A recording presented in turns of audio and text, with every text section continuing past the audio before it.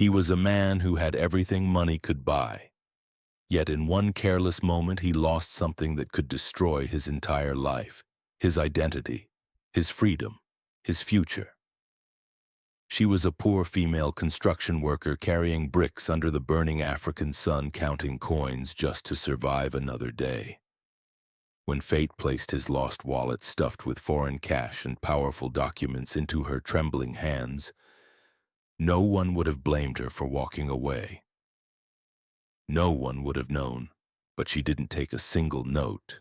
She didn't leave her name. She didn't wait for thanks. That one silent decision would pull two worlds together: wealth and poverty, power and struggle, in a way neither of them could ever escape. This is not just a love story. It is a story about character, destiny, and how one honest act can rewrite two lives forever. Before we begin, tell us where you're watching from and your local time in the comments. And if stories like this move your heart, don't forget to subscribe and join our storytelling family. In the crowded outskirts of Lagos, where unfinished buildings rose like silent promises and dust clung to the air, lived a young woman named Amina Okoye. She was only 24 years old, yet her eyes carried the quiet heaviness of someone who had lived far beyond her years. Every morning before the city fully woke up, Amina tied a faded scarf around her hair, slipped her feet into worn-out boots, and stepped into another day of survival. Life had not asked for her permission before it hardened her. When Amina was 12, the world she knew collapsed in a single afternoon. Her parents had traveled back from the village after attending a family gathering. The bus they were on never made it home. By evening, the news spread through whispers and tears: an accident on the highway, bodies taken to the morgue, names read out with cold finality. Amina stood there holding the hands of her younger siblings Daniel and Blessing as neighbors murmured condolences that could never fill the emptiness that followed. Daniel was 8. Blessing was 6. From that day onward, childhood quietly left Amina's life. No relatives came forward to take them in. Some offered words, others offered prayers, but when it came to responsibility, doors closed one after another. The 3 siblings ended up in a small, poorly ventilated room with cracked walls and a leaking roof, paid for by the little money their parents had left behind. That money didn't last long. Amina became everything at once. She became a mother who cooked watery meals and pretended she wasn't hungry. She became a father who learned to speak with firmness even when her voice trembled. She became a shield standing between her siblings and the cruelty of a world that had no patience for orphans. At first, she sold bread by the roadside. Every morning she balanced a tray on her head, calling out to passers-by as cars sped past without slowing down. Some days she sold out early. Most days she returned home with half the tray untouched. When that income failed, she moved on to washing clothes for people in nearby houses. She scrubbed until her fingers cracked, until soap burned her skin, only to be paid amounts that barely covered food. Still, she endured. But survival in Lagos is not patient with dreams. Rent came. School fees came. Hunger came more often than hope, and when Amina realized that all her efforts were still not enough, she made a decision that frightened her. She went to a construction site. At first, they laughed at her. The men looked her up and down, surprised that a slim young woman would dare ask for such work. Construction was no place for women, they said. The sun was unforgiving. The loads were heavy. The pay was small and the respect even smaller. But Amina did not argue. She only asked for a chance. One older mason eventually nodded, not out of kindness but curiosity. If you can carry blocks, he said, you can stay. And so she stayed. From that day on, Amina's mornings became a routine of pain and perseverance. She carried blocks on her head until her neck burned. She mixed cement with a shovel taller than her frame. She pushed wheelbarrows filled with sand, her muscles screaming in protest. Sweat soaked through her clothes before noon, and dust clung to her skin long after sunset. People stared. Some mocked her. Others pitied her. But Amina never complained. Sometimes when her hands shook from exhaustion, she would sit at the edge of the half-built structure, wipe her face with the corner of her scarf, and look up at the wide African sky. In those moments, she whispered words only God could hear. One day things will change. She didn't know how. She didn't know when. But she believed it with the stubborn faith of someone who had nothing else left to hold on to. Back home, Daniel and Blessing waited for her each evening. Amina made sure they stayed in school even when it meant skipping meals herself. She corrected their homework under the dim glow of a flickering bulb. She listened to their fears at night and told them stories of a future where life would be kinder. To them, Amina was not poor.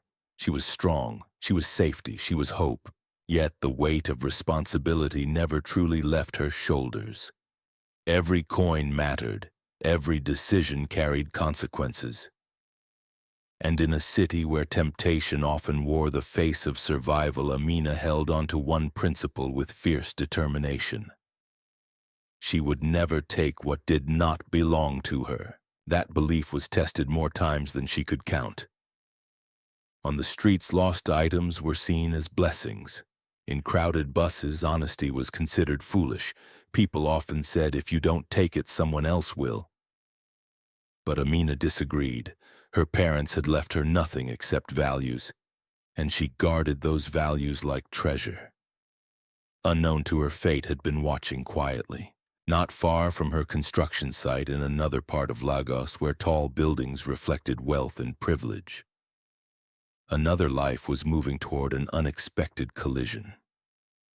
A man raised in abundance but searching for something money could not buy. A man whose path was about to cross hers, not through intention but through chance. Neither of them knew it yet. Amina only knew that tomorrow she would wake up early again. She would tie her scarf, put on her boots, and walk forward with tired legs and unbroken dignity. She would carry blocks, carry burdens, and carry dreams that seemed too heavy for one young woman to hold. What she did not know was that the quiet strength she showed every day, the same strength that kept her honest when no one was watching, was about to pull her into a story far bigger than survival. A story that would test her faith, reveal her worth, and place her directly in the path of a man who would soon learn that true wealth does not always come wrapped in gold. The construction site became Amina Okoye's second home, though it was never a place of comfort. Each day unfolded the same way, harsh, demanding, and indifferent to her exhaustion. The sun rose without mercy, pouring heat onto bare concrete and unfinished walls, turning the air thick and suffocating. Dust floated everywhere, clinging to skin, hair, and lungs. And still Amina showed up. She arrived earlier than most. By the time other workers strolled in with slow steps and sleepy eyes, Amina was already lifting her first load of blocks. She balanced them carefully on her head, her neck stiff, her back straight, her jaw clenched in silent focus. Every step required discipline. One wrong move, one moment of weakness, and the weight could send her crashing to the ground. The men watched her, some with disbelief, others with quiet ridicule. Why would a woman choose this kind of suffering, they whispered among themselves. Isn't she ashamed? Another laughed once. Amina heard them. She always did. But she never answered. Her hands hardened quickly. The soft skin of youth disappeared under layers of calluses and scars. Cement burned her fingers, sharp edges cut her palms. Blisters formed, burst, and formed again. Yet each evening when she returned home, she washed her hands carefully before touching her siblings, hiding the pain behind a calm smile. At the sight, there was no sympathy for weakness, especially not for a woman. She was given the heaviest tasks. Not because she was stronger, but because people assumed she had no choice. Carrying blocks, mixing cement, cleaning debris. When the wheelbarrow was overloaded, it was pushed toward her without hesitation. And still Amina worked without complaint. What hurt more than the labor was the way people looked at her, as if poverty had stripped her of value. as if her presence there meant she had failed at being a woman. Some spoke to her harshly. Others ignored her entirely, stepping past her as if she were invisible. But Amina held her head high. She did not work with anger. She worked with purpose. During short breaks, when the men sat under trees to joke and KK drivers honked endlessly on the road nearby, Amina often sat alone. She drank water slowly, saving every sip, conserving her strength.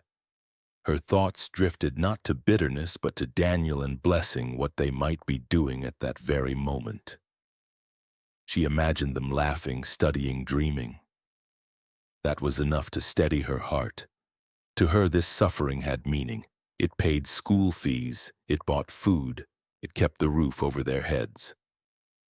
Some afternoons, as the sun reached its cruel peak, Amina's body threatened to betray her. Her knees trembled, her vision blurred. On those days, she leaned briefly against a wall, closed her eyes, and breathed through the pain. She never allowed herself to sit too long. Time was money, and money was survival.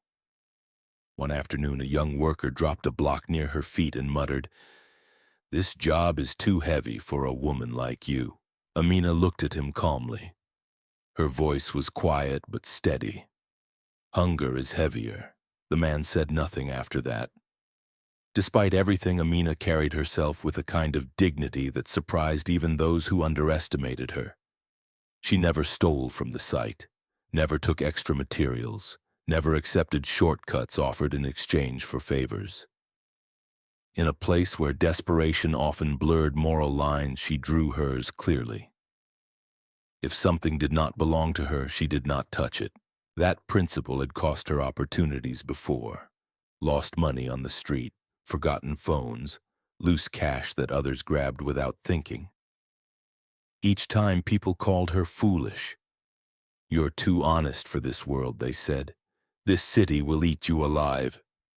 But Amina believed honesty was not weakness. It was the only thing poverty could not take from her. In the evenings, when work finally ended, she walked home with slow, aching steps.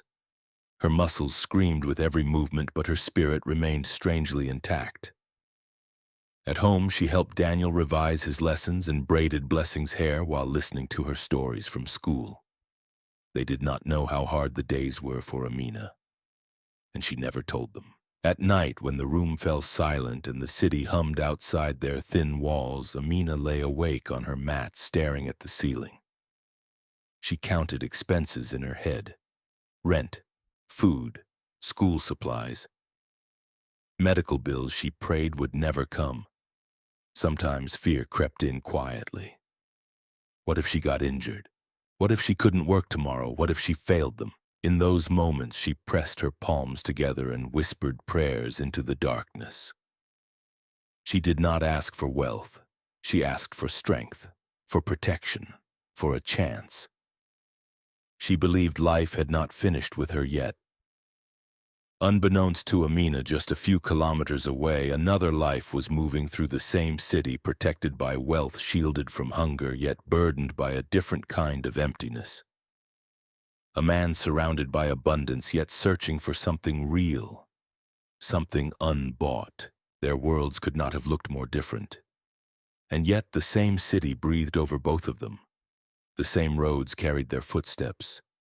The same unseen hand of fate was quietly aligning their paths. Amina did not know that her integrity, the quiet, stubborn honesty she practiced even when no one was watching, was about to be tested in a way she never imagined. Tested not by hunger or hardship, but by temptation wrapped in opportunity. For now she only knew one thing. Tomorrow she would return to the site. Tomorrow she would lift another block. Tomorrow she would keep going. Because for Amina Okoye, survival was not just about staying alive. It was about remaining whole. Vincent Adeyemi had been born into abundance, but comfort had never softened him. At 30 years old, his name carried weight in boardrooms across Nigeria and far beyond its borders. He owned 2 thriving real estate companies, one firmly rooted in Lagos, the other expanding steadily in the United States. His face appeared on business magazines. His signature closed deals worth millions. To the outside world, Vincent was the definition of success, yet behind the polished headlines lived a man who preferred silence. Vincent disliked crowds. He avoided nightclubs, lavish parties, and any place where smiles felt rehearsed. He had learned early that noise often hid emptiness and praise was rarely sincere. When people spoke to him, their eyes lingered too long on his watch, his shoes, the car keys in his hand. He could almost hear their calculations. He had grown tired of it. His mother, Isabella Adeyemi, had raised him differently. She was a gentlewoman with firm principles, known for greeting gatekeepers and executives with the same warmth. When Vincent was young, she would hold his face between her palms and say, "My son, respect everyone, no matter how small they look. True wealth is how you treat people when they have nothing to offer you." Those words had stayed with him. Even as money multiplied and opportunities opened, Vincent carried himself without arrogance. He dressed simply when he could. He spoke calmly. He listened more than he talked. And yet, for all his discipline and success, something remained painfully absent from his life. Connection. Women came easily, too easily. Beautiful women, educated women, influential women. They admired his drive, his lifestyle, his generosity. Some said they loved him within weeks. Others spoke of marriage before truly knowing him. Over time, Vincent began to notice a pattern that left him cold. Their affection always grew deeper when his wallet opened wider. He tested no one deliberately, but life tested them for him.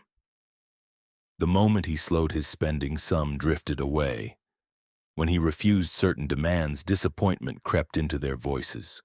Compliments turned conditional. Love felt transactional. It left him wary. Vincent longed for a woman who would see him not his name, not his status, not his accounts, but the man beneath it all. Someone who understood pain. Someone who valued character over comfort. Someone whose kindness did not depend on reward. That desire was what brought him back to Nigeria after more than a decade abroad. He did not return to announce himself. There were no press statements, no welcome parties. He told only a few trusted associates. What he wanted was simple 2 months of quiet. Time to breathe, time to walk the streets where he had grown up, time to inspect some lands he owned and reconnect with a version of himself untouched by expectation. On his first morning back, Vincent woke up feeling unusually light. The curtains were drawn back just enough to let in the pale Lagos sunlight. He stood by the window for a moment, watching the city stir. Cars began to move. Vendors called out to early customers. Somewhere nearby, a generator roared to life. He smiled faintly. "I just want to live like a normal person today," he said to himself. Vincent skipped the suits. He wore a plain green t-shirt, faded jeans, and a simple face cap pulled low over his eyes. No security detail followed him. No assistant hovered nearby. He picked up his car keys and headed out alone, driving one of his regular black SUVs, the kind that blended into traffic without drawing attention. His plan was modest. Buy a few groceries, inspect one of his properties nearby, then return home and rest. At the supermarket, Vincent moved through the aisles, calmly selecting snacks, bottled water, toothpaste, and a few necessities. No one recognized him. No one bowed or stared. He enjoyed the anonymity more than he expected. At the checkout counter, he smiled politely at the cashier and paid without fuss. The receipt was handed over. The items were bagged. Vincent slipped his black wallet into his back pocket out of habit and walked toward the exit, unaware that fate had just loosened its grip on him. As he reached the parking area, the wallet slid free. It hit the ground quietly. Vincent did not hear it. He unlocked his car, settled into the driver's seat, and opened a bottle of water. For a moment, he simply sat there, breathing deeply, savoring the stillness. He took a slow sip, then another, feeling content in a way he hadn't felt in years. He had no idea that the small leather wallet lying behind him held far more than cash. Inside it were documents that defined his existence: his U.S. driver's license, Nigerian identification business cards, foreign bank cards, and over $2,000 in cash. Losing it was not just an inconvenience, it was a potential disaster. But Vincent drove off peaceful and unaware. Elsewhere in the same city on that same morning, Amina Okoye was walking toward her construction site with measured steps. Hunger tugged gently at her stomach. She had skipped breakfast again, choosing instead to save the little money she had for later. As she passed by the supermarket, she hesitated. Maybe just a soft drink, she thought. Something small. She counted the coins in her bag twice before entering. 2 lives, 2 paths, 1 city. Neither Vincent nor Amina could have guessed that their quiet routines were about to intersect in a moment that would test character, awaken longing, and set into motion a chain of events neither wealth nor hardship could control. The city moved on around them, loud, indifferent, relentless. But destiny had already begun to whisper. Vincent Adeyemi drove through the familiar streets with an unusual sense of ease. Lagos traffic hummed around him, horns blaring, buses weaving, pedestrians crossing with fearless precision, but none of it disturbed his calm. He felt invisible, and for the first time in a long while, he welcomed that feeling. He turned off the main road and headed toward one of the properties he owned, a piece of land he planned to inspect later that afternoon. But before that, he needed fuel. The tank was running low. At a nearby petrol station, Vincent pulled in and stepped out of his SUV. The smell of petrol hung heavy in the air. A young attendant approached him quickly, wiping his hands on a rag. "Good morning, sir," the attendant said with a practiced smile. "Full tank." "Yes, please," Vincent replied calmly. As the pump clicked on, the attendant glanced at Vincent's car and then back at him. "Will you be paying with cash or debit card, sir?" "Debit card," Vincent answered without thinking. The attendant hesitated. "Sir, network can be funny sometimes. It's better you pay first, just in case." "No problem," Vincent said easily. He reached back toward his pocket, expecting the familiar shape of his wallet. His fingers touched nothing. For a split second, his mind dismissed it. Maybe he had put it in another pocket. He checked again, slower this time. Still nothing. Vincent frowned. He patted his front pockets. Empty. He opened the car door and leaned in, scanning the front seat, the floor, the cup holder. Nothing. His heart began to beat faster. He moved around to the other side, checking the passenger seat, the back seat, his bag, his file folder. Nothing. A sudden cold wave washed over him. "My wallet," he murmured under his breath. The attendant watched him curiously. "Sir, is everything okay?" Vincent didn't answer. His mind was racing now, replaying the last hour. The supermarket, the cashier, the parking lot, the drive. His chest tightened. "Please give me 1 minute," he said quickly, already getting into the driver's seat. Without waiting for a response, Vincent started the engine and pulled out of the station. His calm had vanished completely. Panic settled in its place, sharp and unforgiving. As he drove back toward the supermarket, his thoughts spiraled. The wallet had everything: his identification, his business cards, his access to accounts. If it fell into the wrong hands, the consequences could be devastating. "God, please," he whispered, gripping the steering wheel tightly. Let it still be there. Traffic lights felt slower. Cars ahead seemed determined to block his path. Every second stretched painfully. When he finally pulled into the supermarket parking area, he parked carelessly and stepped out, scanning the ground with desperate eyes. Nothing. Vincent walked quickly into the store, his composure barely holding together. The air conditioning hit his skin, but he barely felt it. He went straight to the cashier's counter. "Excuse me," he said, forcing his voice to stay steady. "I was here earlier today. I think I lost my wallet. Did anyone find it?" The cashier studied his face carefully, then nodded slowly. "You're the man who bought snacks and drinks, right?" "Yes," Vincent replied immediately. Her expression softened. "Yes, someone found a wallet outside near the parking area. A young lady brought it in and gave it to our head of security." Relief crashed over Vincent so suddenly that he almost had to steady himself. Thank God he breathed. "Please, can I see him?" The cashier nodded and stepped away. Moments later, she returned with a tall man in a dark blue security uniform. His name tag read Mr. Amos. "Good afternoon, sir," the security officer greeted. "Good afternoon," Vincent replied. "I was told someone found a wallet and returned it here." "Yes, sir," Mr. Amos said calmly. "A young lady dropped it off not long ago. But before I release it, I'll need proof that it belongs to you." "Of course," Vincent said quickly. "My business cards are inside. My name is Vincent Adeyemi. There's also a passport photograph." The officer nodded, opened a drawer beside the counter, and pulled out a black leather wallet. He opened it carefully, flipping through its contents. His eyes paused briefly on the cards, then the photo. He looked up at Vincent. "Yes, sir. This wallet belongs to you." He handed it over. Vincent took the wallet with both hands and opened it slowly, almost reverently. One section at a time. Cash intact. Cards untouched. Documents exactly where they should be. Nothing was missing. For a moment, he simply stood there, stunned. Then he looked up. "Where is the lady who returned it?"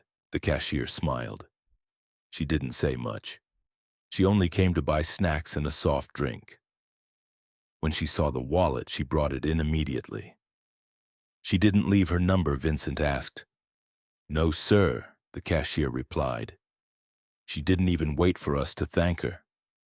Vincent swallowed hard. In a city where people fought daily for survival, someone had seen an opportunity and chosen integrity instead. That realization shook him deeply. He asked for a pen and a piece of paper. When they were handed to him, he wrote his phone number carefully, making sure each digit was clear. He folded the paper neatly and handed it to the cashier. "Please," he said quietly, "if she ever comes back, give her this. Tell her to call me." "Yes, sir," the cashier nodded. Vincent then reached into his wallet and pulled out some Naira notes. He handed a portion to the cashier and another to the security officer. "Thank you," he said sincerely. "Not just for keeping this safe, but for being part of something honest." They both thanked him warmly. As Vincent walked back toward his car, he glanced around the premises once more, hoping, almost expecting to catch a glimpse of the woman who had returned his wallet. A part of him wanted to see her face, to understand what kind of person could make such a choice. But she was already gone. That night, Vincent lay awake in his large, quiet bedroom. The lights were off, but his eyes remained open, fixed on the ceiling. Sleep refused to come. His thoughts kept circling back to the unknown woman. He imagined her standing in the parking lot holding his wallet, the money, the documents, the decision she had to make. She saw all that, and still returned it, he whispered to himself. He placed a hand over his chest, feeling something stir there, something unfamiliar yet powerful. "I don't even know her name," he said softly. "But she deserves more than a silent thank you." Vincent turned onto his side, then back again. His mind would not rest. Somewhere deep within him, a quiet certainty formed. This was not just about a lost wallet. It was about a person he needed to meet. That same morning, while Vincent Adeyemi's heart was still calm and unaware of what he had lost, Amina Okoye stepped out of her small room with measured determination. Hunger sat lightly in her stomach, familiar enough to be ignored. She had decided to pass by the supermarket on her way to the construction site, not for luxury, but for something small that could keep her going through the long hours ahead. She stopped just outside the entrance and opened her bag. Coins clinked softly as she counted them once, then again. She did not rush. Experience had taught her that mistakes were expensive. When she was satisfied that the money would be enough for a soft drink and a small snack, she walked in. Inside the supermarket, the air was cool and calm, a sharp contrast to the heat waiting outside. Amina moved quietly between the shelves, her eyes trained on prices rather than brands. She picked the cheapest option, placed it carefully in her basket, and headed to the counter. She paid without complaint. When she stepped back outside, the sun greeted her with full force. She adjusted the scarf on her head and began walking toward the exit of the parking area. That was when something dark on the ground caught her eye. A black wallet. Amina slowed down. At first she thought someone might be nearby, searching frantically. She paused and looked around, scanning faces, watching movements. People walked past, focused on their own lives. Cars pulled in and out.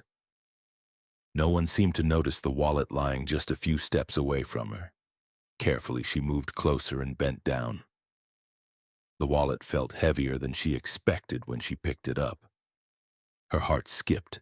She hesitated, then opened it just enough to identify the owner. What she saw made her breath catch. Foreign currency. Crisp notes folded neatly. Several cards with unfamiliar designs.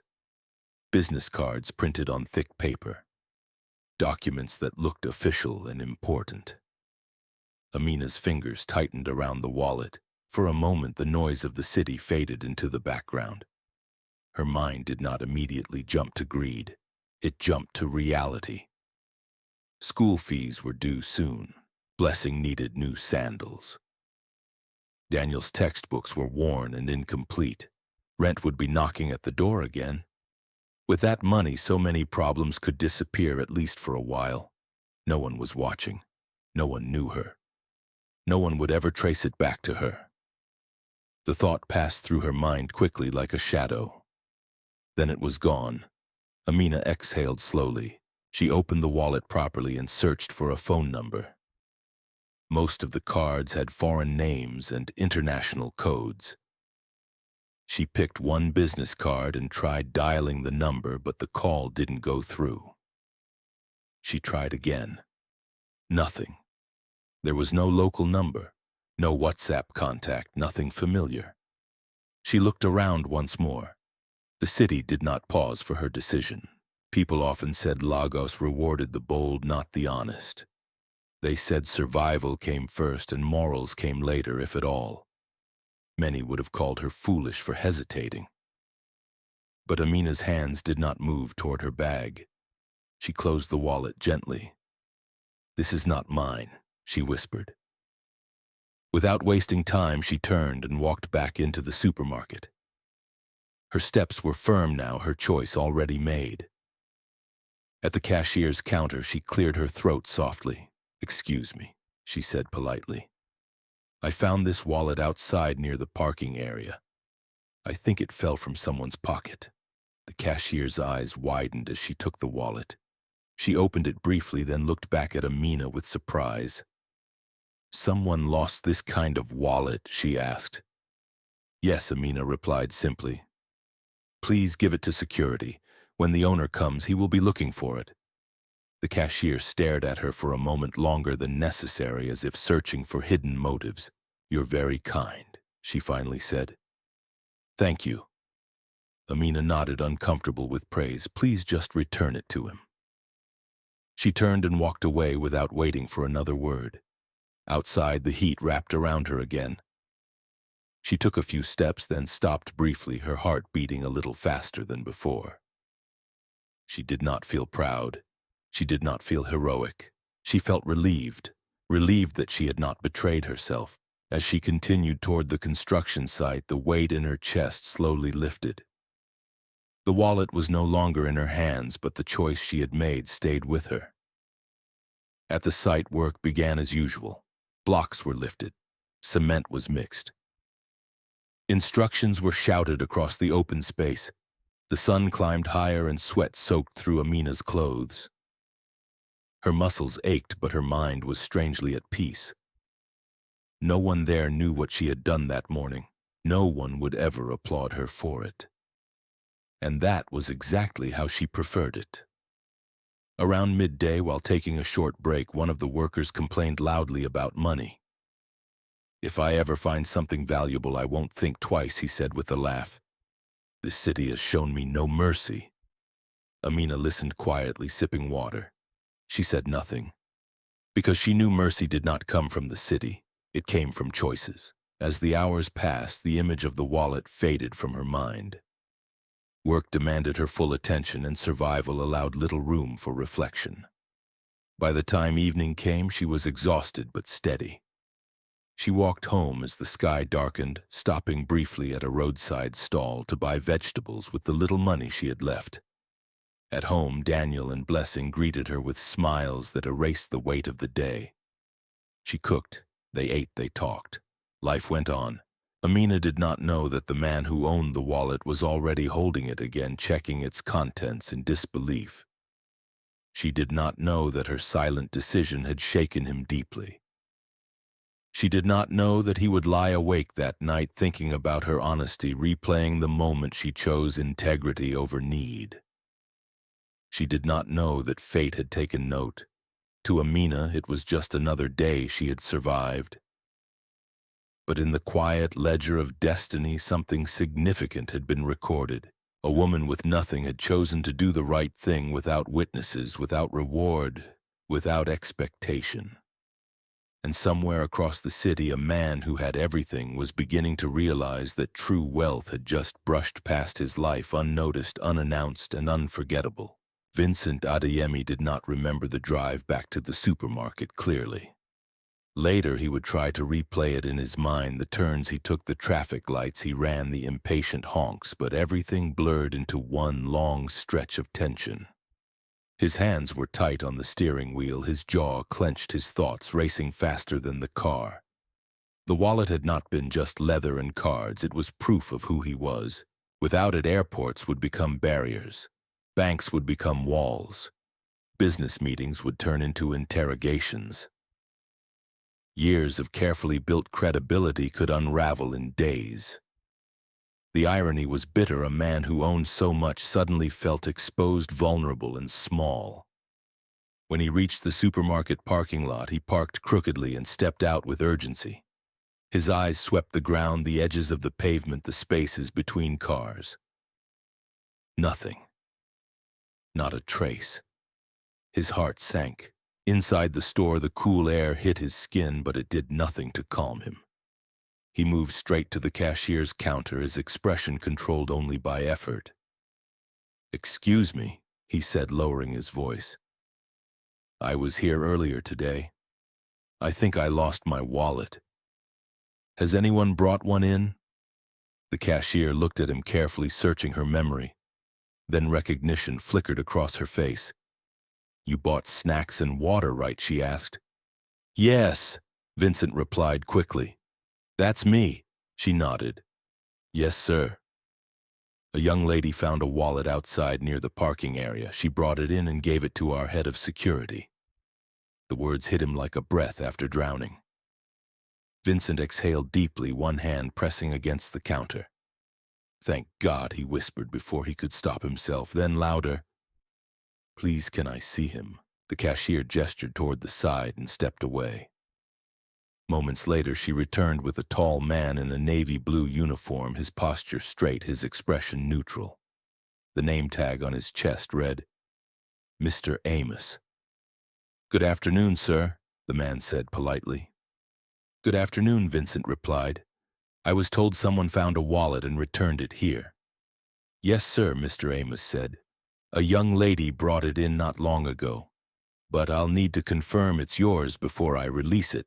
"Of course," Vincent said without hesitation. "My name is Vincent Adeyemi. There are business cards inside and my identification." The security officer nodded and reached into a drawer beside the counter. He brought out the black wallet and opened it carefully. As he examined the contents, Vincent watched his face, barely breathing. Every second stretched. Mr. Amos paused on the cards, then on the photograph. He looked up. "Yes, sir. This wallet belongs to you." He handed it back. Vincent took it slowly as if it might disappear again. He opened it one section at a time, his eyes scanning every detail. The cash was intact. The cards were untouched. The documents were all there. Nothing was missing. A strange mix of relief and disbelief flooded him. In a city where survival often came before conscience, someone had returned everything without taking even the smallest note. He closed the wallet and looked up. "Where is the lady who returned it?" he asked. The cashier smiled faintly. "She didn't say much, sir. She just said she found it outside and wanted us to give it to security." "She didn't leave her name?" Vincent asked. "No, sir. A phone number." The cashier shook her head. "She didn't wait for anything at all." Vincent fell silent. He imagined the moment, the wallet in her hands, the money inside, the choice she had to make. His chest tightened at the thought. Whoever she was, she had done something rare, something powerful. He asked for a pen and a small piece of paper. When they were brought to him, he wrote his phone number, carefully pressing harder than necessary, as if that might make the connection more real. He folded the paper neatly and handed it to the cashier. "Please," he said, his voice steady but sincere. "If she ever comes back here, give her this. Tell her I'm the man who lost the wallet. Tell her I just want to thank her." "Yes, sir," the cashier replied. Vincent then reached into his wallet and pulled out some Naira notes. He handed part to the cashier and part to Mr. Amos. "This is not a bribe," he said quietly. "It's appreciation. Thank you for doing the right thing." They both thanked him, visibly pleased. As Vincent walked back toward his SUV, he slowed down. His eyes scanned the premises one more time, the entrance, the parking area, the road beyond. A part of him hoped to see her, even if only from a distance. But she was gone. The drive home felt longer than usual. The relief of recovering the wallet did not settle his mind the way he expected. Instead, it stirred something else: curiosity, admiration, and an unfamiliar pull he could not name. That night, Vincent lay in bed, staring at the ceiling, the room quiet except for the hum of the air conditioner. Sleep refused to come. Every time he closed his eyes, the same thought returned. Who was she? He imagined different faces, different lives. But one image remained constant: a woman standing in a parking lot holding a wallet heavy with temptation, choosing honesty without witnesses. She saw all that money, he murmured to himself, and she didn't touch it. He sat up slightly, shaking his head in disbelief. People like that are rare. Vincent reached for his phone, then stopped. There was no number to call, no name to search. She was a stranger, and yet she had already left a mark on him. "I hope she comes back," he said softly into the quiet room.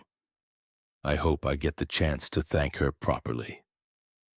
Outside, Lagos continued its restless movement. Generators roared, cars passed, life went on. But inside Vincent Adeyemi, something had shifted. The lost wallet had been returned, but it had taken something else with it: his indifference.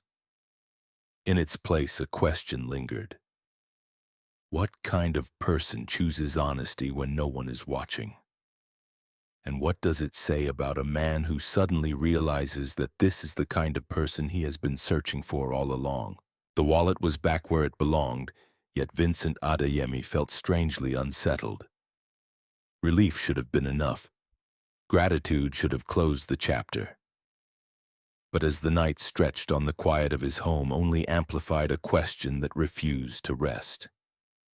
Who was she? He lay on his bed with the lights off, one arm beneath his head, staring at the ceiling as if answers might appear there. The house was large, too large for one man and too quiet for a mind that would not slow down. He turned to his side, then back again. Sleep hovered but never landed. In his thoughts, the scene replayed itself over and over.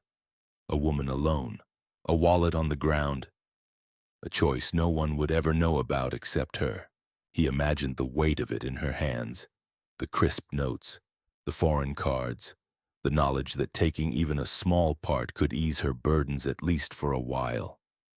And still she had walked back into the supermarket and handed it over as if it were nothing.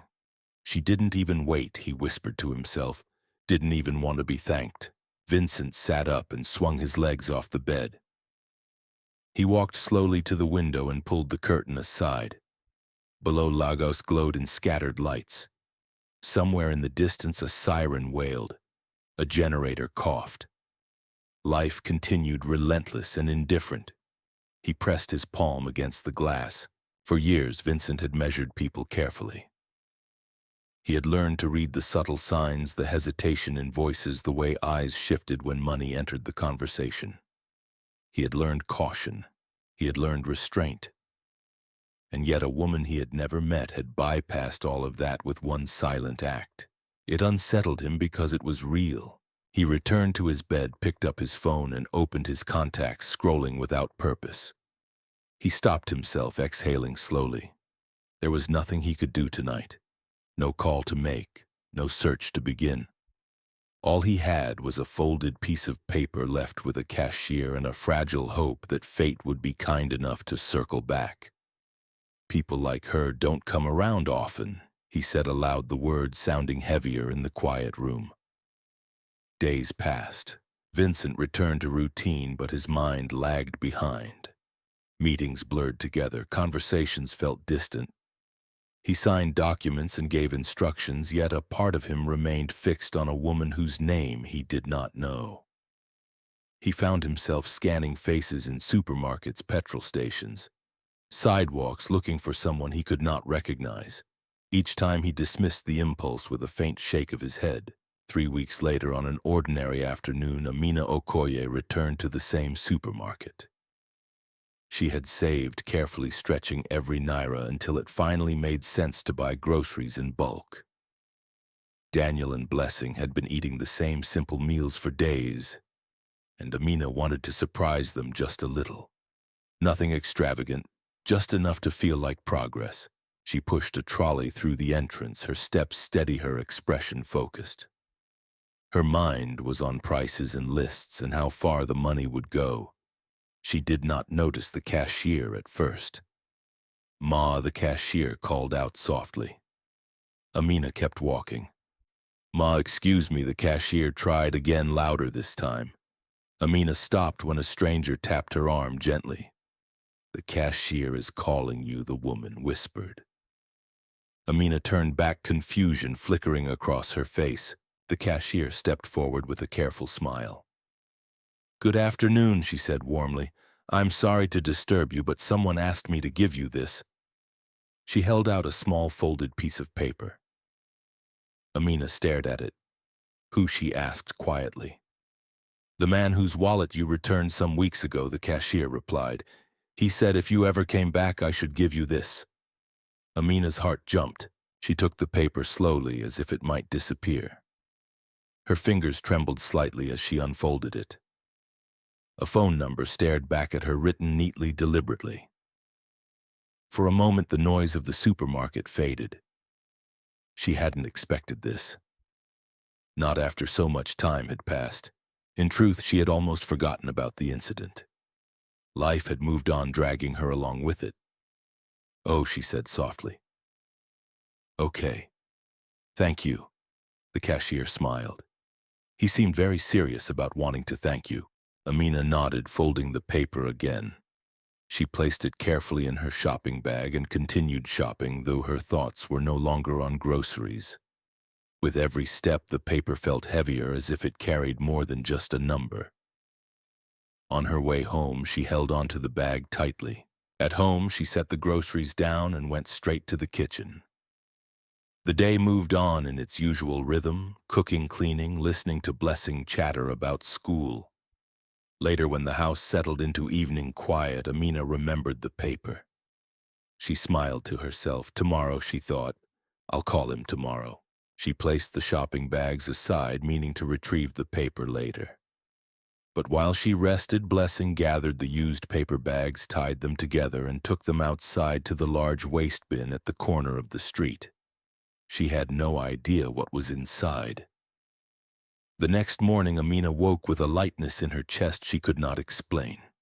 As she prepared to leave for work, her mind returned to the number. She reached for her bag, then froze. The paper was gone. Her heartbeat quickened. She searched the table, the chair, the floor. Nothing. Panic crept in sharp and sudden. "Blessing," she called out. "Yes," Blessing answered from outside. "Did you see the paper bag I brought back yesterday?" Amina asked, her voice tight. There was a small paper inside. There was a pause. Then Blessing spoke carefully. "Is it important?" Amina's stomach dropped. "I already threw the bags away yesterday." The words hit like a blow. Amina ran. Barefoot, she sprinted down the street, her heart pounding as she reached the large green waste bin. She lifted the lid with shaking hands. Empty. The trash collector had already come. Her strength drained instantly. Amina lowered herself onto the pavement beside the bin, her knees weak, her chest tight. Tears rolled down her cheeks, silent and steady. "God," she whispered, staring at the empty space. "Why now?" She sat there for a long moment, letting the disappointment wash over her. Then slowly she wiped her face with the edge of her dress and stood up. "If it's meant to be," she said quietly, "it will still happen." She turned and walked back home, carrying both loss and hope in equal measure, unaware that across the city Vincent Adeyemi was still waiting for a call that had almost been made. Life did not pause for disappointment. After the morning she stood beside the empty waste bin, Amina Okoye returned to the rhythm she knew too well. There were mouths to feed, bills to worry about, and strength to gather for another day under the sun.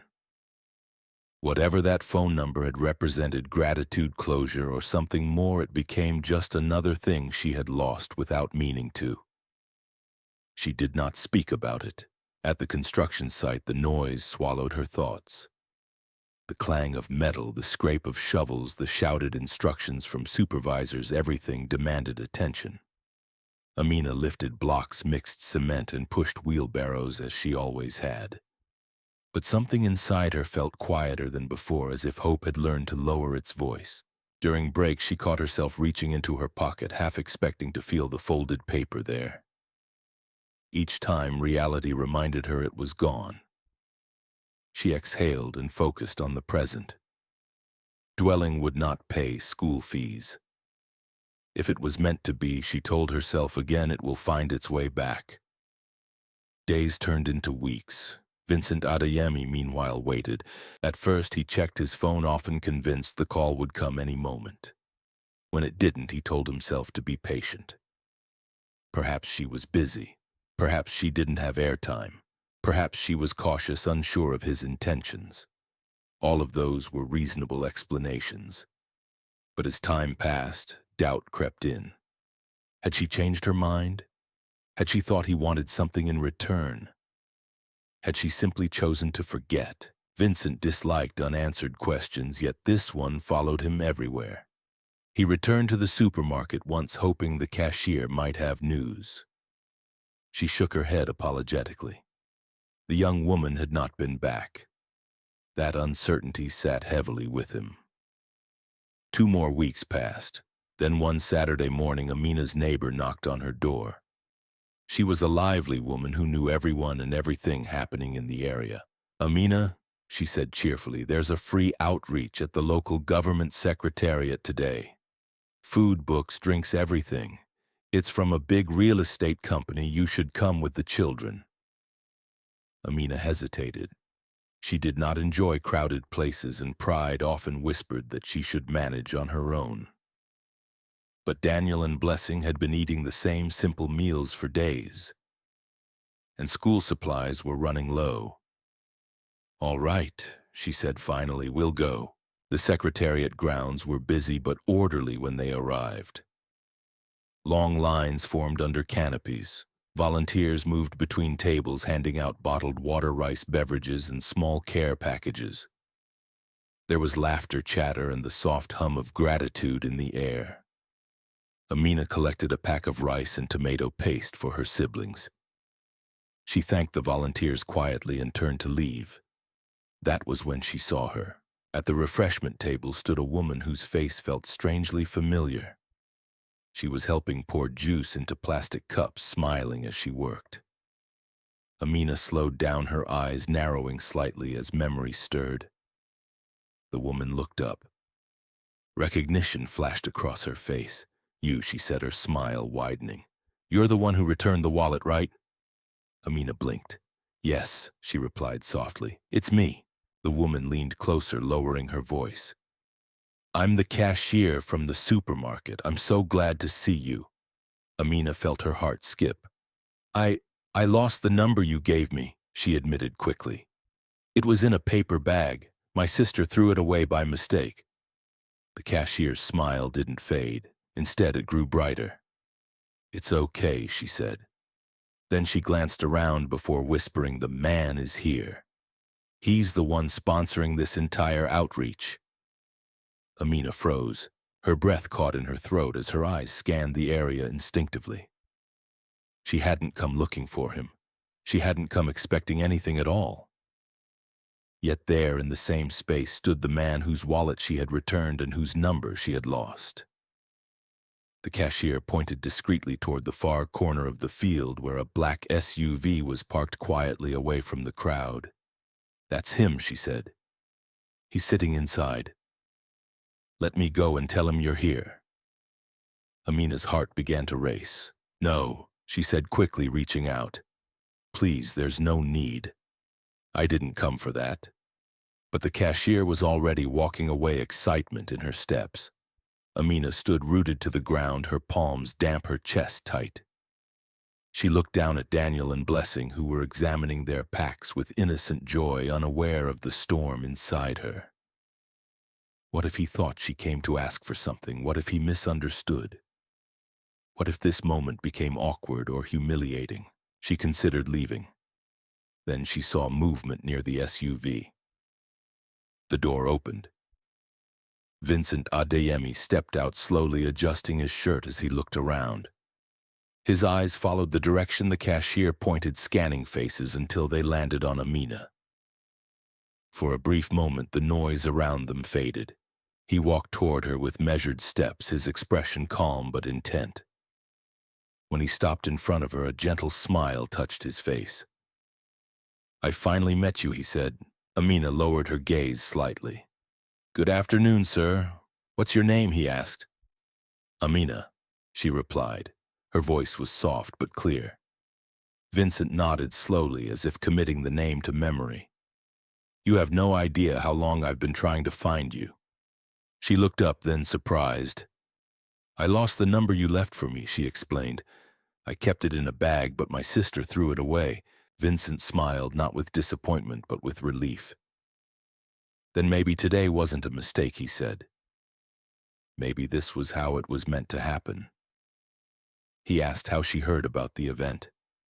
She told him about her neighbor. He listened attentively, as though every word mattered. Then he held out his phone. "Please," he said gently, "type your number here." Amina took the phone, carefully entering her number with deliberate precision. Vincent called it immediately so she could save his contact. "Please call me when you get home," he said. "I will," she replied, smiling despite herself. Before leaving, Vincent returned briefly to his SUV and brought out a small brown envelope. He handed it to her without ceremony. "Just something for your groceries," he said. "Please." Amina's eyes filled with gratitude. She held the envelope close. "Thank you," she said. "God bless you." As she walked toward the bus stop with her siblings, she felt a cautious hope bloom again, fragile but real. She did not know that fate had one more test waiting for her that very evening. The bus stop was crowded, as it always was on a Saturday evening. Vendors shouted prices over the noise of traffic, children tugged at their parents' hands, and buses came and went in clouds of dust and impatience. Amina stood with Daniel and Blessing close by her sides, her fingers wrapped protectively around the strap of her worn handbag. Her heart still hadn't settled. The encounter replayed in her mind the way Vincent had looked at her, not with pity, not with suspicion, but with genuine respect. the calm in his voice, the envelope in her bag, the phone now safely saved in her hand. For the first time in weeks, something inside her felt light. When the yellow bus finally screeched to a stop, people surged forward. Amina guided her siblings inside, helping them squeeze into a narrow space near the back. The bus was already full, bodies pressed close, heat trapped between tired faces. She sat down quickly, placing her handbag on her lap. The bus lurched forward, joining the flow of traffic. As it moved, Amina reached into her bag to prepare her fare. Her fingers brushed against her phone. Without thinking, she lifted it and placed it gently on her lap so she could reach the money beneath. Outside, the city rushed past. Her thoughts drifted again to Vincent's words, to the idea that maybe, just maybe, her life was about to shift in a way she couldn't yet define. She didn't imagine riches or rescue. She imagined dignity being seen. "Madam, your money!" the driver shouted suddenly. Amina startled.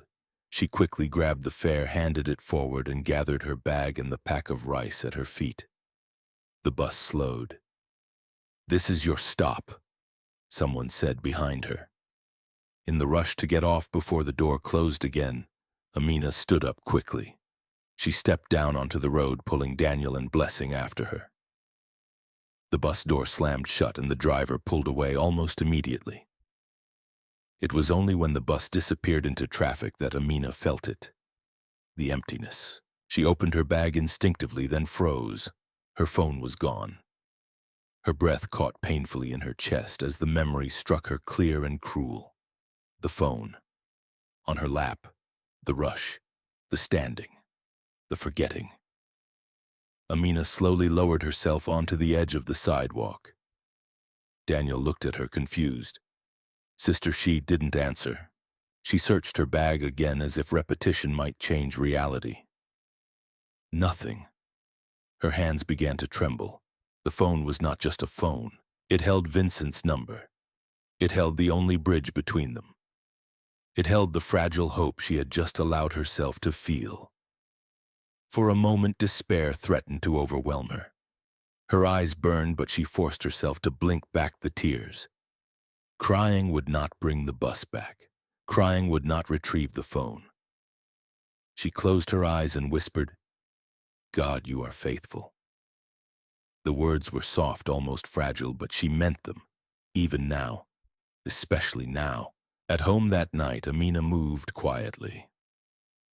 She fed her siblings, listened to their chatter, nodded at their excitement over the rice and small gifts from the outreach.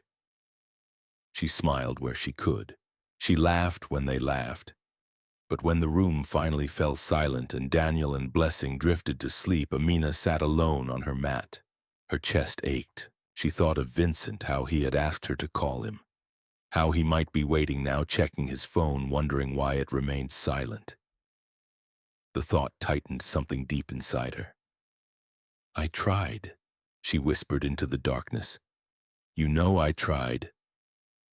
Across the city, Vincent Adeyemi sat in his living room, the soft glow of a lamp casting long shadows across the walls. His heart felt lighter than it had in weeks. The memory of Amina's shy smile replayed in his mind again and again. He checked his phone.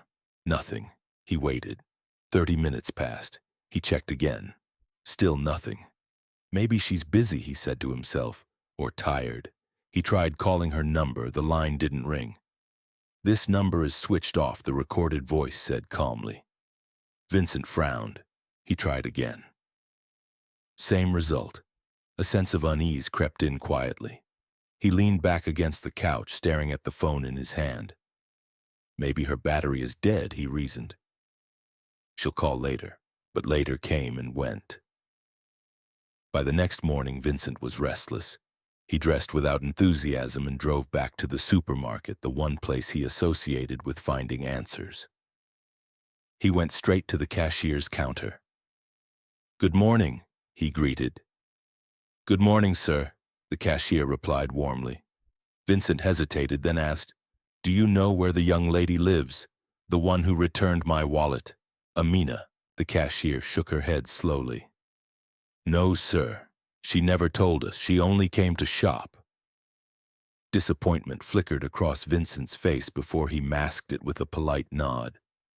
All right, thank you. As he walked back to his car, questions crowded his mind. Had she changed her mind? Did she think he wanted something else? Had something happened to her? He sat in his car for several minutes without starting the engine, staring through the windshield. The city moved around him, indifferent to his confusion. 2 days later, still unable to shake the feeling that something was unfinished, Vincent decided to visit a distant relative. He hoped the drive would clear his head. As he drove along a quieter road near the outskirts of town, something unusual caught his eye. An elderly woman sat beside a small wooden stall. Her back leaned against a dusty wall, her legs stretched out tiredly before her. A few bananas rested on the stall untouched. Her eyes were closed, her head drooping forward as if sleep had overtaken her. Vincent slowed down instinctively. There was something familiar about her. He drove a little closer, his heart beginning to pound. He looked again, really looked this time. No, he whispered. It can't be, but it was. Vincent pulled over and stepped out of the car slowly. He approached her, his steps cautious, his chest tight. "Mommy," he called softly. The woman stirred, startled. Her eyes opened wide as she looked up at the stranger standing before her. "Please," she said weakly, "who are you?" Vincent swallowed hard. "It's me," he said gently. Vincent, the son of Benjamin and Isabella. For a moment she only stared at him. Then recognition dawned. Her hands flew to her mouth and a small cry escaped her lips. "Benjamin's son," she whispered. "My child, yes, Mommy." Vincent said, kneeling slightly. "It's me." She reached out with trembling hands, touching his face as if to confirm he was real. Then she pulled him into a tight embrace, tears streaming freely. "My son," she cried. "God is wonderful." Vincent held her, his own eyes burning. "Why are you here?" he asked gently. "Why are you sleeping outside?" She sighed deeply, looking away. "It's a long story," she said. Vincent shook his head firmly. "You don't have to tell it here," he said. "Come with me." Without hesitation, he helped her into his car. As they drove away, Vincent felt a strange clarity settle over him. Two women, both honest, both forgotten by a world that took too much and gave too little, had crossed his path within days of each other. And something told him their stories were about to collide in a way none of them could yet imagine. Vincent Adeyemi drove home in silence, his hands steady on the wheel, his mind anything but. The elderly woman sat quietly beside him, her shoulders slumped with exhaustion, her thin hands folded in her lap. Every now and then she glanced at him as if afraid he might vanish, as if this rescue were only a dream she would soon wake from. When they arrived at Vincent's house, the guards hurried to open the gate, surprise flickering across their faces at the sight of the old woman stepping out of the car. Vincent ignored their looks. He guided her gently inside, his arm firm and reassuring. "Take her to the guest room," he instructed softly. "Prepare warm water and food." Within minutes, the house that had felt empty for weeks began to stir with purpose. Fresh clothes were brought. A hot meal was prepared. The woman ate slowly, her hands trembling as if she was not used to kindness arriving without conditions. That night, Vincent barely slept. Early the next morning, he knocked lightly on the guest room door before stepping inside. The woman sat up on the bed, wrapped in a clean blanket, her eyes filling with tears when she saw him. "Good morning, my son," she said. "Good morning, Mommy," Vincent replied, his voice gentle. She reached for his hand and held it tightly. "God will bless you," she said, her voice breaking. "You don't know what you have done for me. You took me away from shame." The word shame cut deeper than Vincent expected. "You will never beg again," he said firmly. "Never." Later, they sat together in the living room. Vincent poured her a cup of warm tea and waited patiently until she seemed ready to speak. When she finally did, her eyes drifted toward the far wall as if the past were written there. "My son," she began, "when your parents moved to the United States, they gave me some money. I was happy. I used it to start a small business. I sold food items in the market. I even rented a small room. Life was manageable." Vincent listened, his jaw tightening as she spoke. "But things changed," she continued. "Prices went up. People stopped buying. Food spoiled before I could sell it. Some days I sat from morning till night without making anything." She paused, swallowing hard. "One day my landlord asked for rent. I begged him to give me time, but he refused. A few weeks later, he came with men and threw my things outside." Vincent's hands curled into fists. "I had nowhere to go," she said quietly. "I slept in my shop. It was all I had left." Her voice trembled as she went on. "One night while I was sleeping, men broke in. They had a gun. They took all the money I had saved. They took my phone. They took my goods." Tears slipped down her cheeks. "The next month, the owner of the shop came and said I should leave if I couldn't pay rent. I begged her. She locked the shop and sent me out." Silence filled the room.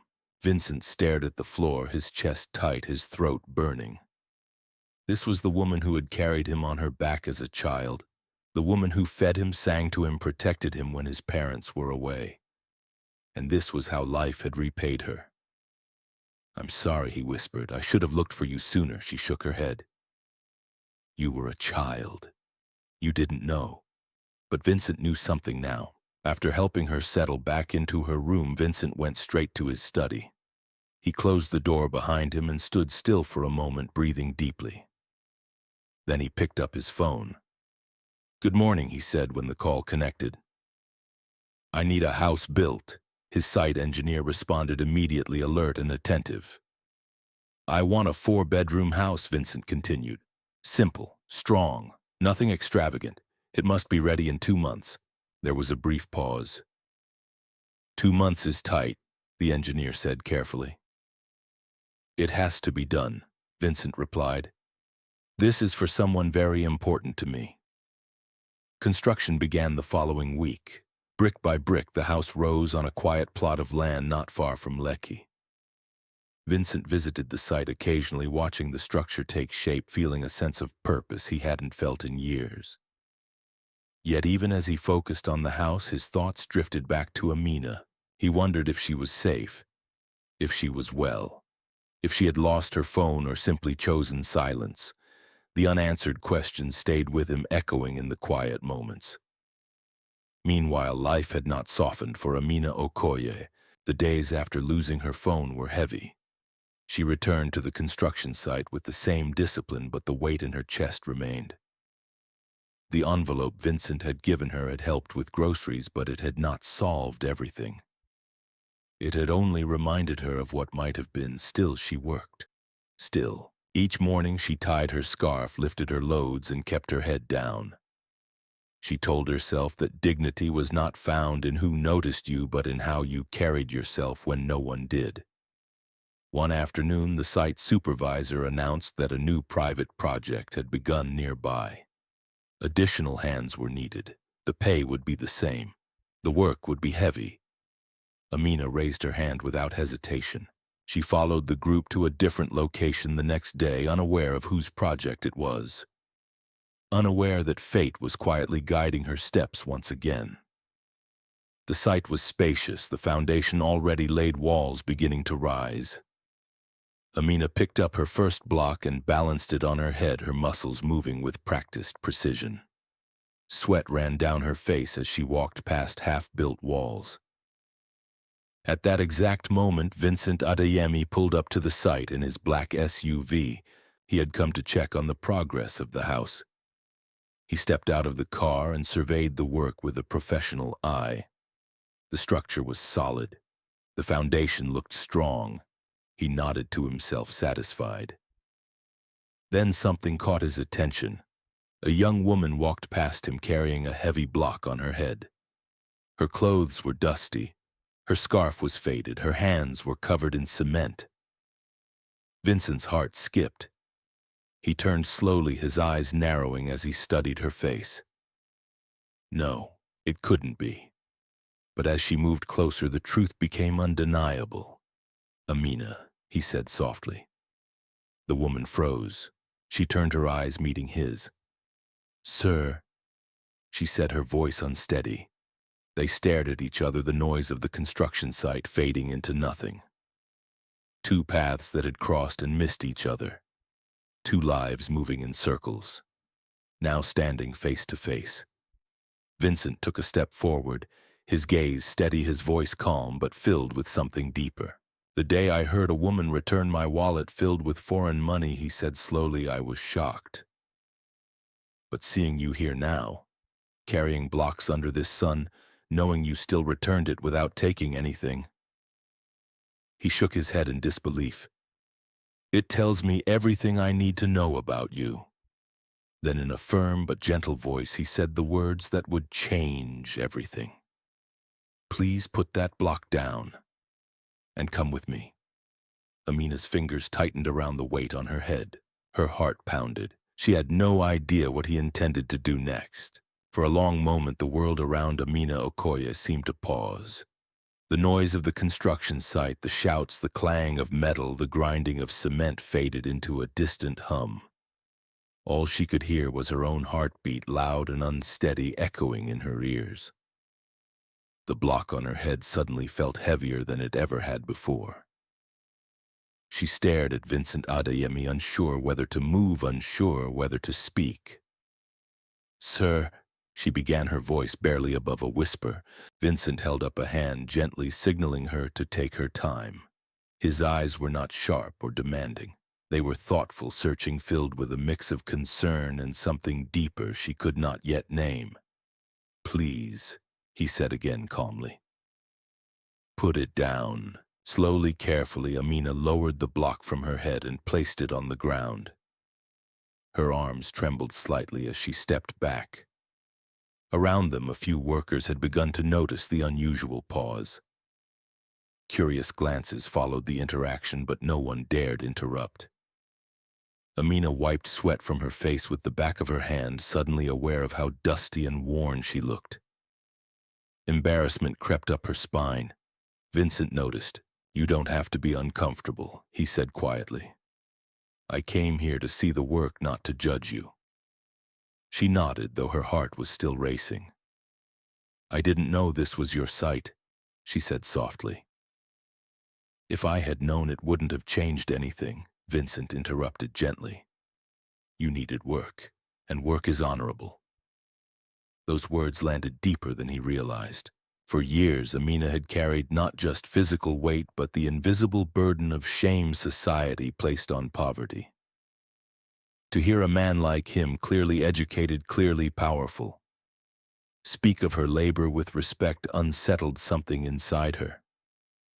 They stood there for a moment, neither quite sure how to continue. Finally, Vincent spoke again.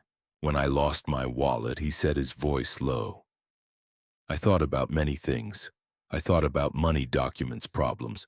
But when I learned that a woman found it and returned everything without taking a single note, something changed in me." Amina listened, her gaze fixed on the ground. "I waited for your call," he continued. "When it didn't come, I wondered if you were afraid or offended, or if something had happened."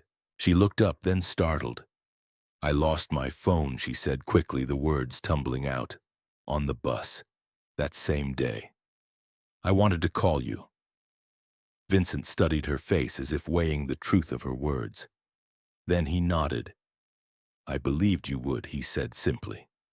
That trust surprised her more than anything else. He gestured toward his SUV parked a short distance away. "Let's step away from the noise," he said. "I'd like to talk to you properly." Amina hesitated. Leaving the site during working hours could mean trouble. Wages were counted by presence, and absence was rarely forgiven. She glanced at the supervisor, who was busy arguing with a supplier and had not noticed her yet. "I'm supposed to be working," she said carefully. Vincent followed her gaze and understood immediately. "I'll speak to the site manager," he said. "You won't lose your pay." Before she could protest, he walked toward the supervisor and spoke quietly but firmly. A few nods followed. The supervisor glanced at Amina, surprised, then nodded in agreement.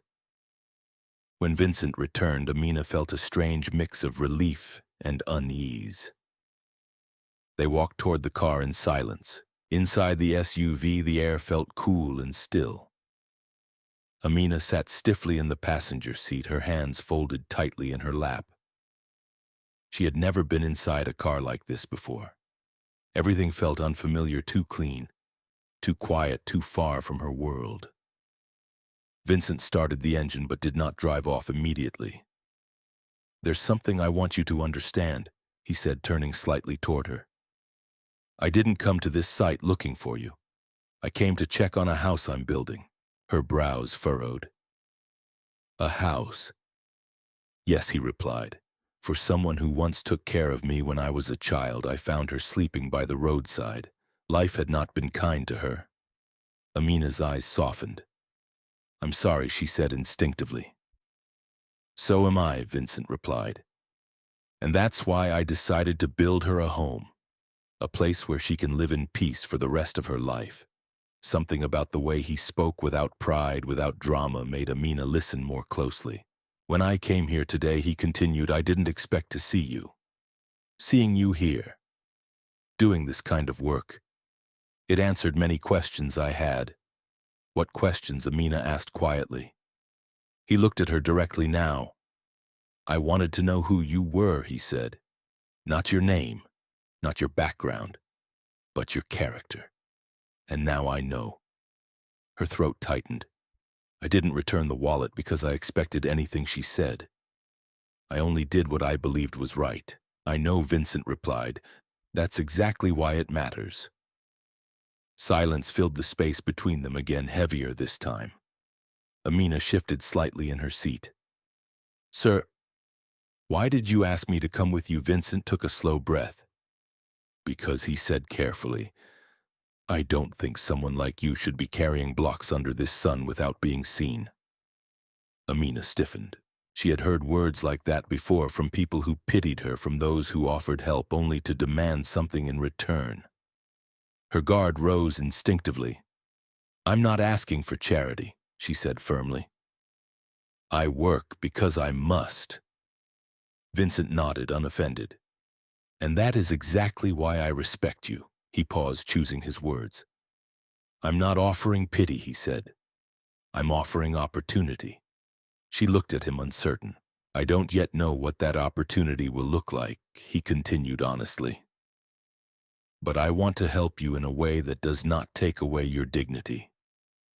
I want you to think about it, not answer me now." Amina stared ahead, her thoughts spinning. Opportunity sounded beautiful, dangerous, life-changing. And life had taught her to be careful with all three. After a few moments, Vincent started the car. He drove her back toward the site, not to remove her from her work, but to give her space. Before she stepped out, he spoke one last time. "Amina," he said, "whatever happens next, I want you to know something. Your honesty did not go unnoticed, and it will not go unrewarded." She nodded slowly, unsure what to say, as she stepped back onto the dusty ground and picked up her tools. The weight on her shoulders felt different. Not lighter, just different. Across the site, Vincent watched her for a moment longer before driving away. Both of them knew this was not the end of their story. It was only the beginning of a far more complicated chapter, one where trust, fear, hope, and truth would all be tested in ways neither of them could yet foresee. The rest of the day passed in a blur for Amina Okoye. She returned to work as Vincent Adeyemi had promised. Her wages secured her position unquestioned. Yet her hands moved on instinct while her mind wandered far beyond the construction site. Every lift of a block, every scrape of cement against metal carried a new weight, not of exhaustion but of uncertainty. Opportunity. The word echoed in her thoughts like a distant drumbeat. She had heard it before, dressed in fine language and false intentions. Men who offered help that came with hidden expectations. Promises that dissolved the moment she refused to compromise herself. Life had taught her to be cautious, to trust her own strength more than anyone else's generosity. And yet Vincent was different, not because he was wealthy, but because he had listened. That evening, when Amina returned home, Daniel and Blessing sensed the change immediately. She moved more slowly, thoughtfully, her eyes distant even as she helped them with their schoolwork. "Sister, are you okay?" Blessing asked, peering up at her. Amina smiled softly. "I'm fine," she said. "Just tired." But when night fell and the house grew quiet, Amina lay awake on her mat staring at the ceiling. The fan hummed weakly above her. The sounds of the city drifted through the thin walls. Her mind replayed Vincent's words. "I'm not offering pity. I'm offering opportunity." What did that even mean? She pressed her palms together and whispered a prayer, not for money, not for escape, but for wisdom. If something was being offered to her, she wanted to be sure it would not cost her the one thing she refused to lose: her dignity. Across the city, Vincent Adeyemi sat alone in his study, the glow of his desk lamp illuminating blueprints spread before him. The house for his former nanny was progressing well. The foundation was solid, the walls stood strong, and yet his thoughts were elsewhere. Amina's face lingered in his mind, not as an image of struggle, but as a reflection of resolve. The way she had stood her ground, the way she had spoken without fear or entitlement, the way she had lowered that block from her head with quiet strength. He leaned back in his chair, rubbing his temples. For years, Vincent had been surrounded by people who wanted something from him: his money, his influence, his name. But Amina had wanted nothing, and that was precisely why he could not ignore her. He knew helping her would change her life. What he did not know was how to do it without altering the balance between them. He did not want to be her rescuer. He did not want gratitude to stand where respect should be. And above all, he did not want her to feel small in his presence. The following morning, Vincent visited the construction site again.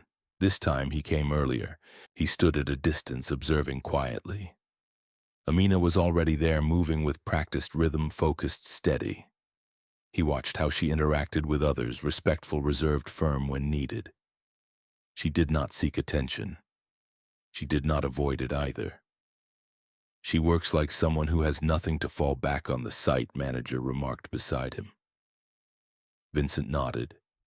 "And everything to protect." Later that day, Vincent made a decision.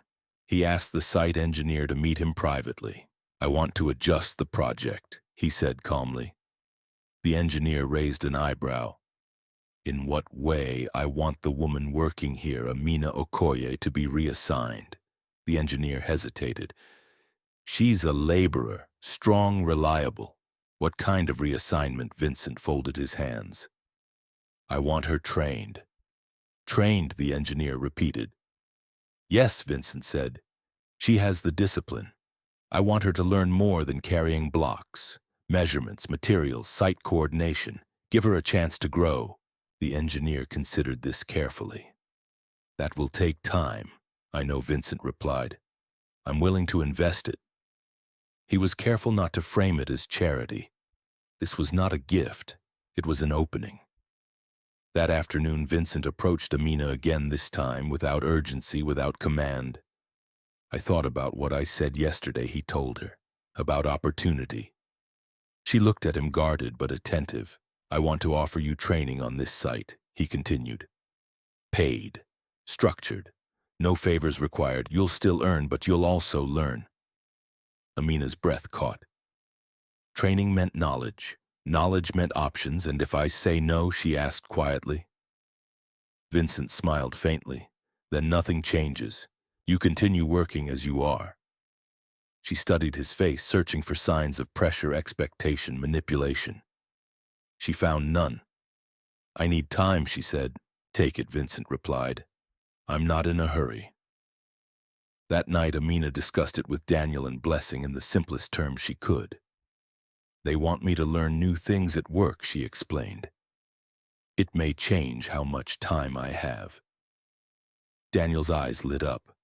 Like becoming a builder, something like that, she said. Blessing smiled. That means you won't be tired all the time. Amina laughed softly, a sound that surprised even her. I don't know, she admitted, but it might help. After they slept, Amina sat alone again, weighing her choices. Accepting training would mean stepping into unfamiliar territory. It would mean trusting someone she barely knew. But declining it would mean staying exactly where she was safe, exhausted, and unseen. The next morning, she found Vincent waiting at the site. I'll do it, she said simply. Vincent nodded, a quiet satisfaction settling over him. Good. Days turned into weeks. Amina's routine shifted. She still worked hard, but now she learned as well. She listened closely, asked questions, took notes on scraps of paper. She made mistakes and corrected them. Some workers scoffed at first. Others grew respectful as they saw her determination. Vincent watched from a distance, careful not to interfere too much. What he did not expect was how deeply her presence would begin to affect him. He found himself looking forward to site visits, not for progress reports, but for conversations that challenged him, grounded him, reminded him of the life he had almost forgotten. Amina, too, felt the change. She was still cautious, still guarded. But something between them was growing, not romance, yet not trust fully formed, but recognition. Two people shaped by different worlds meeting in the space between honesty and hope. Neither of them said it out loud, but both understood. This was no longer just about a wallet. It was about who they were becoming and whether the choices they made now would bring them closer together or pull them apart forever. Change did not arrive loudly in Amina Okoye's life. It crept in quietly, disguised as routine. Days blended into one another as she balanced learning with labor, responsibility with curiosity. The construction site no longer felt like a place that only took from her body. It had become a place that fed her mind. Still, fear walked beside her every step of the way. Each morning, Amina reminded herself not to expect too much. Training did not erase poverty overnight. Knowledge did not guarantee security. And kindness, no matter how sincere, could still disappear without warning. She had learned that lesson too many times. Vincent Adeyemi noticed the tension in her before she ever spoke of it. He saw it in the way she stiffened whenever he approached, in how she chose her words carefully, never assuming, never leaning too heavily on what was being offered. One afternoon, after most of the workers had left the site, Vincent found Amina reviewing measurements near the foundation. The sun was lower now, softer, casting long shadows across the half-finished building. You're improving quickly, he said. Amina looked up, startled, then nodded. I try to listen, she replied.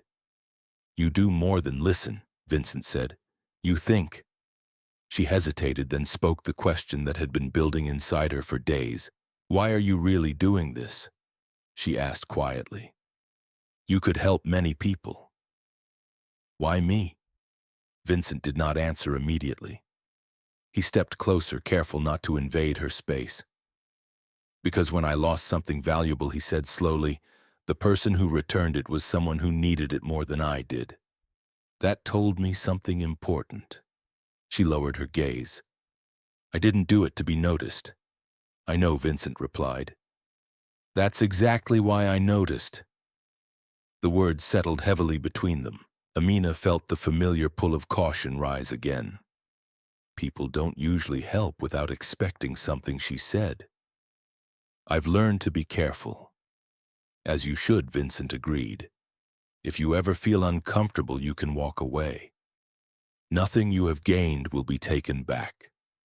That assurance mattered more than he realized. As the weeks passed, Amina's confidence grew, but so did the whispers. Some workers speculated, others assumed favoritism. A few suggested she must have done something to deserve such attention. Amina heard them all.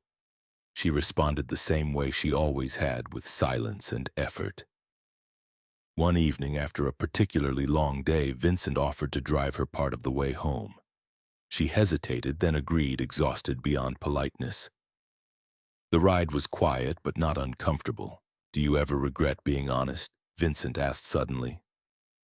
Amina considered the question carefully. Sometimes, she admitted, especially when honesty costs you more than lies would. And yet, she said, "I still sleep better knowing I didn't betray myself." Vincent smiled faintly. "That's rare." At her stop, Amina thanked him and stepped out, clutching her bag tightly. As the car drove away, she felt something unfamiliar stir in her chest. Possibility. Not love. Not yet. But the fragile sense that life might hold more than endless endurance. That night, Vincent sat alone again, reflecting. For the first time in years, he felt challenged not by business or competition, but by character. Amina's presence reminded him that power carried responsibility and generosity required humility. He knew the line between help and control was thin, and he was determined not to cross it. The next day, Vincent invited Amina to sit with him during lunch. They spoke not of work, but of life, of Daniel and Blessing, of Vincent's childhood, of dreams that felt too dangerous to say aloud. "I don't want to stay on this site forever," Amina confessed quietly. "But I don't know what else I can be." "You're already more than this," Vincent replied. "You just haven't been given room to see it." Her throat tightened. In that moment, Amina understood something clearly. Fear had protected her for years. It had kept her cautious, grounded, alive. But fear could also become a cage. And cages, no matter how familiar, were still prisons. As they stood to return to work, Vincent paused. "There's something I want to tell you," he said. She braced herself. "I respect you," he continued. "Not because of what you endured, but because of how you chose to endure it." The words struck deep. Amina nodded, unable to speak. They returned to their separate tasks, but something between them had shifted. Trust, once fragile, had begun to take root. Yet both of them knew this was the calm before a greater test. Because the closer two worlds move toward each other, the more sharply their differences are revealed. And soon Amina would have to decide whether stepping fully into this new path was worth the risk of losing everything she had built with her own hands. And Vincent would have to face a question he could no longer avoid. Was he prepared to love a woman who did not need to be saved but deserved to be chosen? The question Vincent Adeyemi had been avoiding followed him everywhere. It followed him through board meetings and site inspections. It lingered in the quiet moments before sleep. It surfaced whenever he watched Amina Okoye work, not with desperation but with resolve. Could he choose her without trying to save her? And could she accept him without losing herself? For Amina, the question was just as heavy, if not heavier. Her life had been built on self-reliance.